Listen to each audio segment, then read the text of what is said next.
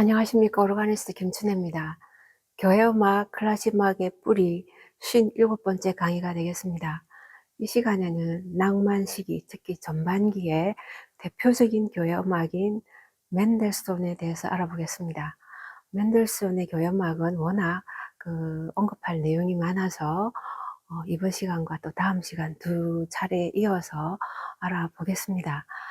먼저 찬송가 145장, 이 찬송가를 설명하겠습니다. 오늘은 오르간으로 제가 연주 안 하고 마태 순환곡에서 나오는 그 코랄을 들려드렸습니다. 이 찬송가는 마태 순환곡에서 바흐가 5번을 이렇게 등장을 시키는데요. 제 간주, 후주 모두 다 마태 순환곡의 5번 중에 그 3번을 이렇게 들려드릴까 합니다. 좀 더 사순절기를 묵상하는 그런 음악이 될 거라고 제가 그렇게 생각합니다. 이 찬송가의 시는 참으로 놀라운 시입니다. 우리 찬송가에는 그냥 3절로 되어 있는데요. 많은 찬송가가 4절로 많이 되어 있고, 또 이 찬송시의 원시는 10절입니다. 그런데 이 10절뿐만 아니라 더 근원으로 올라가면은 더 긴 시였습니다. 우리 찬송가에 클레오보의 베르나르 이렇게 이분이 되어 있는데요. 이분은 12세기에 중세 아주 뛰어난 신학자셨습니다. 수도 원장님이시기도 하고 여러 수도원도 많이 짓고 그랬는데 이 수도원에서 대체로 많은 시간을 이렇게 묵상을 하는 일을 이제 많이 하시죠.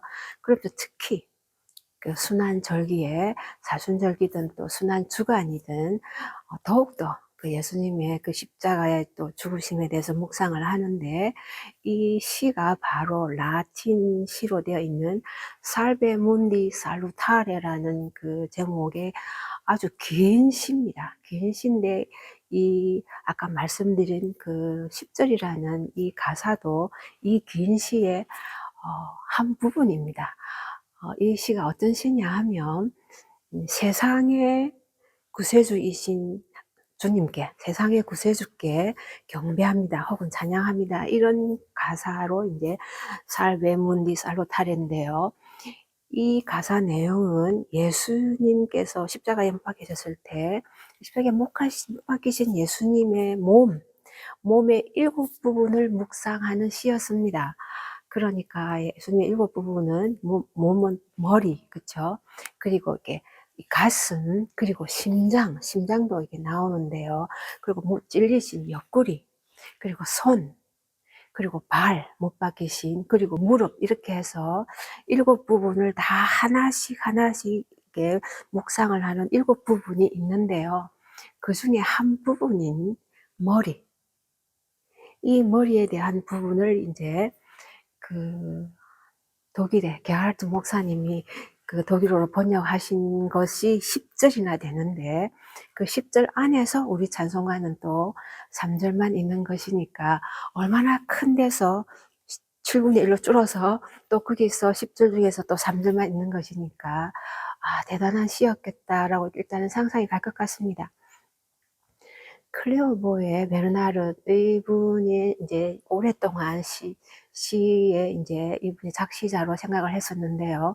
최근에는 벨기에에 있는 아놀프라는 수도 원장님이 계시는데, 이분이 조금 더 유력한 걸로 이렇게 최근 연구도 나와 있습니다. 이분의 시도 이 똑같은 제목으로 있어서요. 그래서 베르나르 이분은 12세기에 신학자, 수도 원장님이시고, 또 아놀프 경우는 13세기 분이고, 그러면서 바로 독일의 게하르트 목사님은 17세기죠. 1600년대에 독일의 베를린에 있는 니콜라스 교회 목사님이셨었죠. 독일 17세기 찬송가에서 가장 뛰어난 찬송 시인으로 알려져 있죠. 그래서 이 목사님이 바로 우리 찬송가에 많이 들어있는 크리거, 찬송곡을 작곡하신 교회 음악인 칸토인데요. 크리거가 바로 이 베를린의 니콜라스 교회의 칸토시면서 게하르트 목사님은 시인이시면서 두 분이 함께 사역하신 내용을 제가 다른 강의를 통해서 소개해 드렸는데요. 바로 이 게하르트 목사님입니다. 그래서 그 긴 장시에 그 예수님의 머리에 대한 부분, 7번째 있는 7머리에 대한 부분을 10절로 되어 있는 것이 우리 현재 우리 찬송가에는 3절, 또 다른 나라 혹은 다른 종류의 찬송가에는 4절로 이렇게 되어 있습니다. 이 곡조는 우리 찬송가의 하슬러 이렇게 되어 있는데요. 이분은 르네상스 작곡가죠. 1500년 후반에 태어나서 1600년 초반까지 사셨던 분인데 뛰어난 작곡가셨습니다. 독일에. 그러면서 이탈리아에서도 가브리엘리한테도 배우고 해서 아주 이탈리아적인 그 복합창, 여러 합창단으로 되는 그런 합창곡도 작곡하면서 아주 뛰어난 그 음악인이셨는데요. 이 선율은 우리가 생각한 이런 그 순한 선율이 아니었고 궁정 노래였다고 합니다. 그래서 이제 사랑하는 연인을 생각하면서 부르는 그 사랑의 노래죠. 그런 노래 선율이었는데 나중에 또 이제 다른 분을 통해서 가사가 들어와 다른 가사를 입힐 때 장례 예배 때 쓰는 내가 당신을 열망합니다. 내가 열망합니다 하는 어떻게 죽을 때 주님께서 나를 건지시고 하는 그런 이제 장례식 때 부르는 그 가사로 이 곡조가 처음 만나게 되었다고 합니다. 그러면서 바로 게하르트 목사님의 이 시와 그리고 이 곡조와 만나서 거룩한 주님의 머리, 그 상하신 머리, 이렇게 지금 현재 찬송가로 왔다고 합니다. 그래서 여러 사람을 우리가 이제 거치게 됐다는 걸 알 수 있겠는데요. 더구나 우리가 지금 부르는 곡조는 요한 세바스찬 바하의 그 선율 모양입니다. 물론 선율, 오리지널 선율은 하슬러가 따라라 다다 단단 따단단단단 그래서 리듬이 좀 다릅니다. 세 박자짜리로 가다가 두 박자짜리로 가다가 이렇게 복합 박자 형식으로 지금 우리 찬송가 리듬과는 좀 다르지만 그 음정은 거의 흡사한데요. 이것을 바흐가 우리 지금의 찬송가 우리가 부르듯이 따라라라다 이렇게 4분음표 4분음표 축하게 바흐가 이렇게 어레인지 하면서 그 다음에 아까 말씀드린 바흐의 그 마태 순환곡에 이렇게 5번을 다른 다성으로 또 게하르트 목사님의 그 시를 가지고 5번을 이렇게 여기저기 그 게하르트 목사님의 시 순서는 아니었습니다. 제가 살펴보니까 그 마태 순환곡의 그 음악적인 그 진행에 따라서 그 게하르트 목사님 10절을 필요할 때마다 하나하나씩 써서 한 4번 정도는 4절 정도는 그 게하르트 목사님의 시고 하나는 다른 시라는 느낌을 받았는데요. 이런 과정을 통해서 우리 찬송가까지 온 것 같습니다. 참으로 그 예수님의 그 순환을 그 예수님의 그 사랑으로 인한 인류를 지극히 사랑하심으로 인한 그런 고난을 받으시는 거잖아요. 그 패션이라는 자체가 그 열정, 순환도 들어가지만 그 굉장한 열정을 우리가 표현할 때도 패션이라고 하는데요. 그래서 하나님이 지극하신 사랑으로 인해서 십자가의 그 고난을, 순환을 받으시는 이런 그 주제와 이 노래가 어떻게 이렇게 잘 어울릴까 하는 생각도 했습니다. 이 곡조의 명은 패션 코랄 이렇게 많이 부르죠. 그 전형적인 그 루터교 그 찬송가 코랄의 형태를 가지고 있죠. A 해서 첫 줄과 둘째 줄이 반복하고 그 다음에 B로 이렇게 나오는 아주 그 부르기도 쉬우면서 그렇지만 그 하슬러의 그 오리지널 그 리듬이 조금 더 리듬적이고 유연한 그런 면은 있지만 지금 현대의 성도님들이 부르시기에는 이 바흐의 어레인지도 좀 부르기는 더 나은가 이런 생각도 듭니다. 우리 찬송가의 이 1, 2, 3절을 보니까요, 이 2절이 참 특이한 부분이 있었는데, 내가 잘못해서 예수님이 고초를 당한다, 이런 2절이 있었는데요. 그 독일 가사를 보니까 예수님이 지금 못 박히시고 있는데 그 자리는 바로 내가 가야 될 사람이다, 이렇게 설명하고 있습니다. 예수님이 지금 십자가에 있는 그 위치는 바로 나의 위치다. 내가 거기 가야 되는 사람이다. 이렇게 표현하면서 예수님의 그 십자가의 못 계심을 애통해하는 그래서 3절은 내가 어떤 말로 이렇게 하나님께 다 감사를, 주님께 다 감사를 표할 수 있을까, 이렇게 결론을 내죠. 근데 4절이 더 있는 경우에 보면 이제 많은 찬송가가 4절도 있는데요. 내가 이제 죽어서 이제 하나님께 갈 때 예수님 저도 함께 들어주십시오. 주님의 십자가에서 승리하신 것처럼 또 저도 이렇게 영원한 그 안식으로 저를 이끌어 주십시오. 이런 이제 고백이 4절에 있습니다. 네, 순환 그 기간, 또 사순절 기간에 이 찬송가 가사 하나하나 더 묵상하시면서, 또 혹시 더 여유가 생기시면 예수님의 머리만 묵상하는 게 아니라 그 중세 때 그 많은 분들이, 그 성도님들, 신학자뿐만 아니라 예수님의 그 발, 손, 옆구리, 그 많은 상처 입으신 많은 예수님 부분 하나하나를 또 생각하면서 또 묵상도 할 수 있는 저희들이 됐으면 좋겠다, 이런 생각도 듭니다. 찬송가 마태오 순환곡에서 다시 한번 들어보시겠습니다.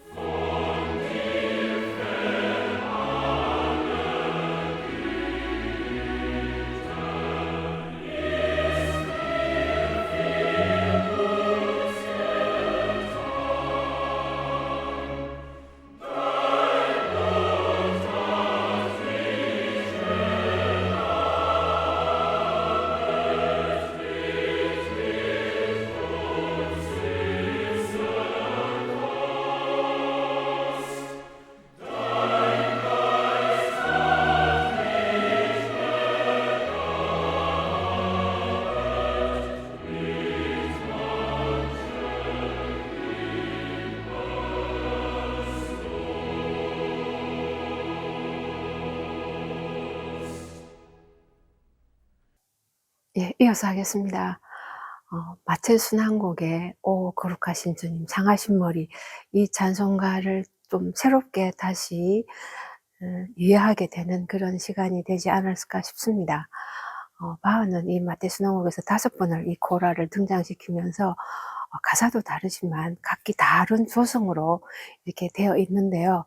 우리 찬송가의 조성보다 훨씬 높은 것들이 더 많이 있습니다. 그래서 곡의 전체적인 그 진행 상황에 따라서 앞에 어떤 곡이 있었고 또 그 다음에 어떤 곡이 있을까의 부분과 그 관계가 되겠죠. 거기에 따라서 또 가사의 성격도 있고 조성들이 이렇게 높은 것도 있고 좀 내려가는 것도 있는 것 같습니다.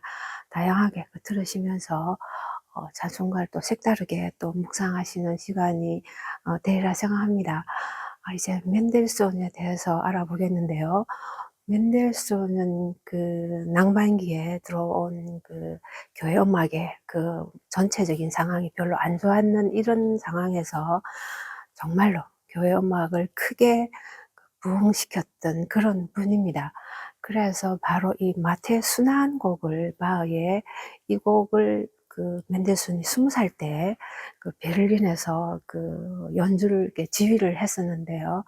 이것이 그 맨델손의 그 전체적인 음악사적인 그 일에서 정말 중요한 일이 됩니다. 그동안 잊혀졌던 그 많은 그 바흐의 음악들을 다시 재발견하게 되고 바흐의 부흥을 이끌면서 바로 교회 음악의 발전을 이끌었기 때문입니다.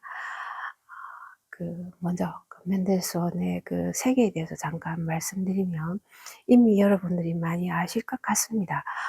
부유한 가정이다, 이 정도는 아실 것 같고요. 그래서 너무 힘든 예를 들면 베토벤 같은 그런 어려운 그런 상황이 별로 없었기 때문에 음악이 베토벤 같은 그런 깊이나 이런 그 감동이 적다, 이렇게 말씀하시는 분도 있는데요. 물론 그런 면이 있을 수는 있습니다만 이번에 이제 맨델스원은 강의를 통해서 조금 다른 면을 또 아시게 되면 좋겠다는 생각이 듭니다. 맨델스원은 그 유대인 혈통입니다. 이분의 할아버지 성함이 모세거든요. 모세 맨델스 이렇게 되는데 모세고, 이분의 아버지 이름은 아브라함입니다. 그러니까 얼마나 그 유대인들의 그 존경하는 그런 모세나 아브라함의 이름을 딴 것만 봐도 얼마나 강한 그 유대인의 그 정신을 가지고 있는지 알만한데요. 그 할아버지는 아주 유명한 그 유대인 그 철학자셨고, 아버지는 이제 그 은행가였다고 하시죠. 그래서 부유한 가정에서 그 가정에 항상 보니까 유명한 뭐 철학자, 과학자, 이런 학자들이 그 집에 큰 저택이니까 집에서 이렇게 모셔서 강의도 듣고 서로 대담도 하고 얘기도 나누는 이런 손님들이, 그런 분들이 많았다고 합니다. 그래서 그 가운데서 인제 맨델슨이 자란 거죠. 그러면서 공부도 많이 하시고 뭐 해겔 강의도 들었다는 그런 글도 있었는데요. 학식으로나 모든 면에서 또 맨델슨 보면 그림도 아주 잘 그려서 평생 이렇게 자기 혼자서 그림 그렇게 그렸다고 하는데요. 실제 그림도 보니까 굉장히 잘 그린 그런 것들도 많이 있었습니다. 유복한 환경 때문에 좋은 교육을 받았고, 지적으로나 모든 면에서 이분의 결혼한 그 자녀를 보니까, 자녀들이 있는데 아주 그 유명한, 나름대로 세상적으로 말하면 잘 나가는 그런 자녀들을 두게 되고요. 그 모든 것들이 그런 가운데서 맨델손이, 그것은 그 하나의 옆의 얘기고 보니까 정말 천재였습니다. 이분이 벌써 보니까 전체 그 작곡가로서는 한 750여 편의 곡이, 아주 많은 곡이죠. 많이 있는데요. 이분은 38세 밖에 못 사셨거든요. 1809년에 태어나서 1847년에 돌아가셨는데요. 38년 동안 한 750여 곡을 작곡하면서 거의 모든 장르에 다 작곡을 했었습니다.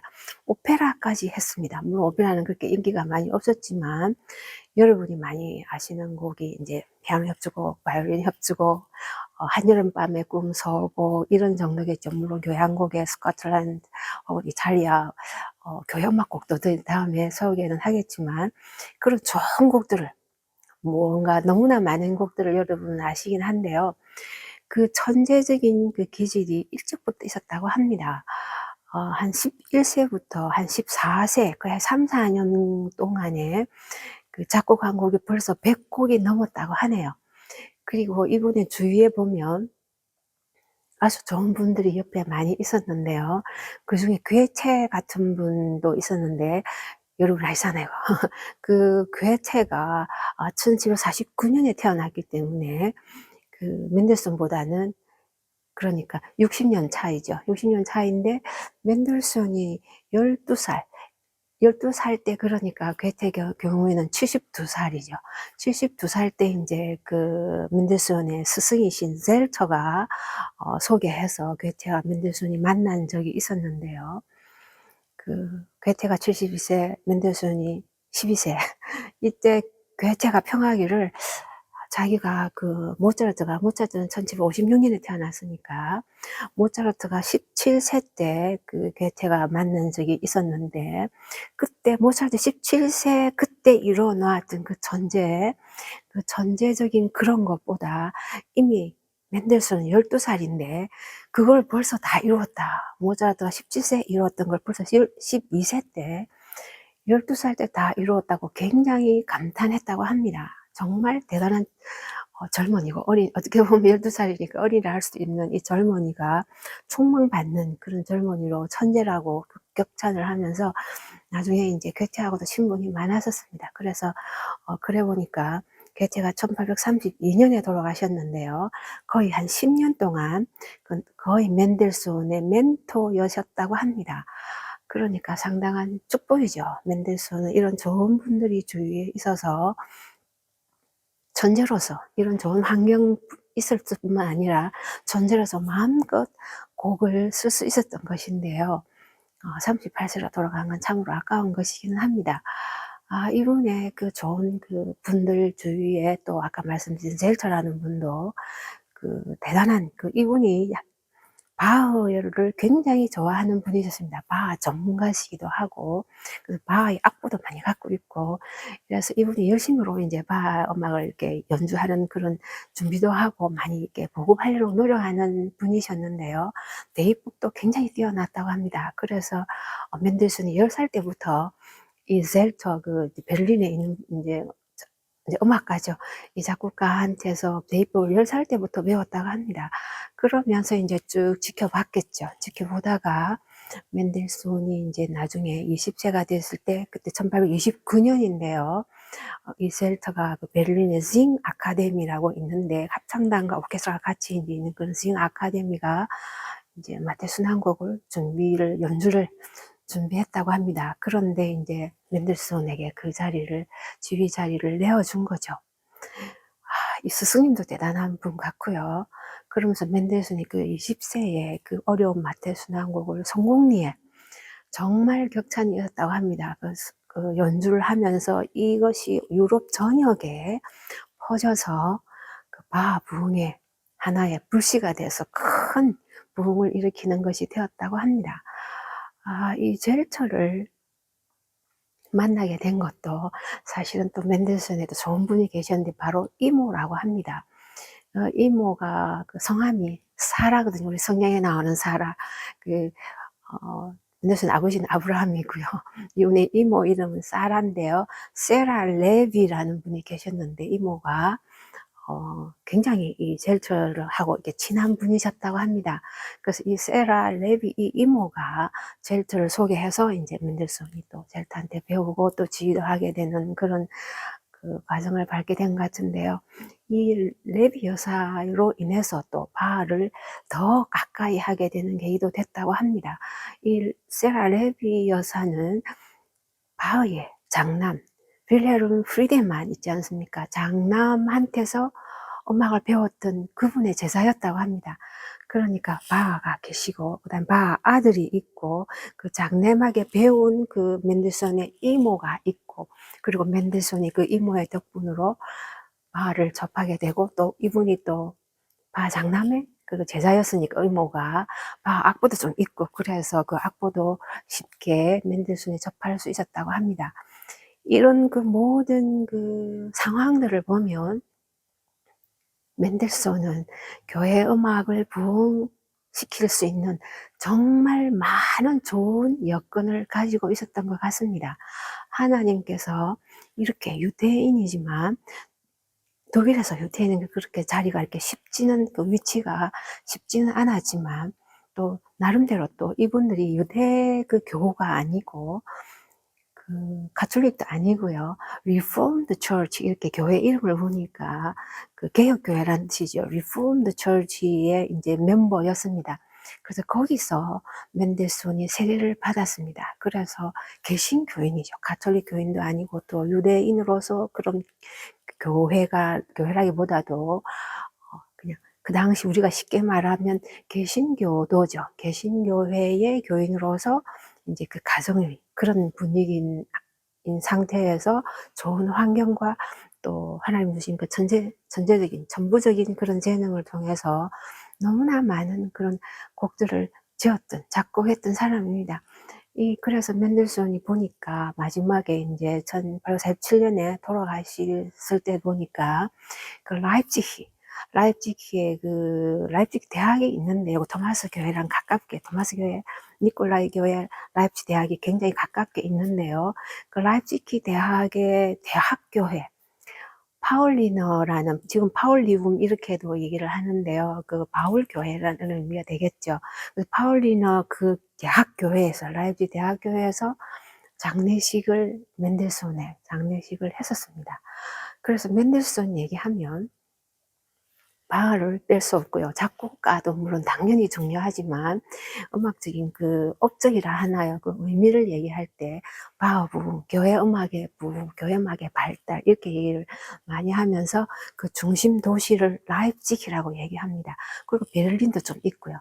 사실은 베를린에서 그 젤터가 하셨던 징 아카데미 거기 후계자로 되려고 어플라이를 했다고 합니다. 응시는 했는데 응시했을 당시에 그분들 볼 때는 좀 나이가 어리나 좀 천재긴 하지만 나이가 어리나 이런 이유와 유대인이라는 그런 혈통 그 두 가지 이유 때문에 안 된 게 아닐까 이런 글들이 있긴 있었습니다만은 결과적으로는 라입지히에서 훨씬 더 많은 일을 했었습니다. 라입지히에서 그 게반트 하우스, 지금 아주 유명한 게반트 하우스 오케스트라도 지휘했고요. 거기 라이프치히 오페라 하우스도 지휘했고, 또 바흐교회 토마스 콜, 바흐교회 토마스 콜 합창단, 그 합창단 감독도 했고요. 그래서 한 그 후반기 쪽에는 많은 부분을 라이프치히에서 많은 일을 하면서, 또 아시는 분은 아시겠지만 라이프치히 음대, 그 또 다른 말로 하면 맨델슨 음대라고 하는데요.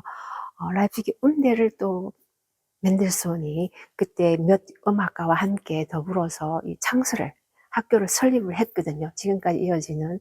그러니까 아주 그 중요한 일을 라이프치히에서 많이 했었습니다. 그래서 바흐, 라이프치히, 그 다음에 이제 다음 시간에 아마 소개할 수 있는 그 영국하고도 굉장히 많은 인연이 있는데요. 맨델손의 그 역사적인 위치가 교회 음악의 발전을 이룬 것이라고 했는데요.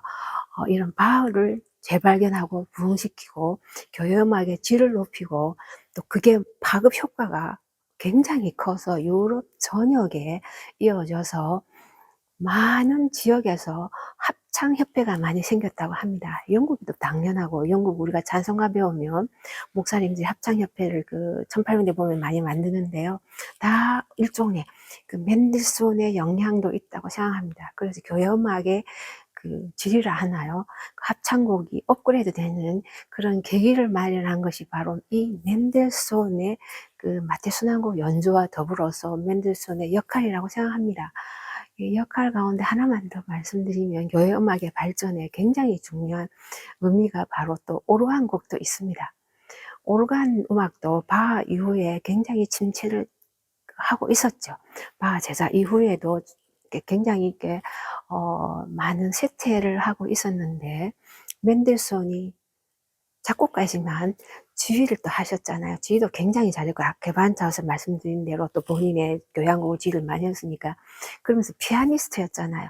피아니스트면서 피아노곡도 많이 쓰고, 무언가 협주곡 이런 것들이 굉장히 많고, 또 맨델손이 했던 마지막 연주에도 보면 영국에서 그 연장 1847년에 돌아가시던 그 해에 그 연주한 게 그 빅토리아 여왕과 그 다음에 부군 알버트 그 공이 함께 참석한 그 연주회에 스코틀랜드 자기의 그 교향곡도 지휘하고, 그 다음에 베토벤 4번 협주곡 지휘장도 있지 않습니까? 너무나 그 서정적인 그 협주곡을 직접 피아노로 연주했을 정도로 뛰어난 피아니스트인데요. 또 오르가니스트도 아주 뛰어났었습니다. 그래서 오르간 곡도 작곡했습니다. 그래서 오르간 우리 역사에, 오르간 음악 역사에서도 맨델손은 그야말로 이런 단어를 너무 자주 쓰면 안 되는데, 거의 구세주라고 보통 일반적으로 하는 구한 오르간 음악의 침체를 거기서 벗어나게 오르간 음악을 살린 이런 분으로 이제 오르가니스트 그렇게 생각합니다. 그래서 오르간 곡을 작곡하면서 또 이제 대단한 작곡가가 또 천재가 또 연주하고 작곡하니까 그 영향이 굉장히 크게 되는 것이죠.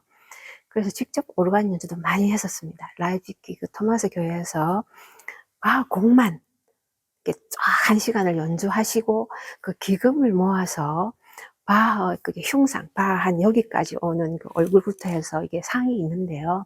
라이프치히 그 토마스 교회 그 앞에 가면은 그 흉상, 이게 동상이 나와 있는데, 그것이 이제 맨델손이 그때 1840년에 토마스 교회에서 오르간 곡을 바하곡을 연주하고 기금 모아서 그걸 만든 것인데요.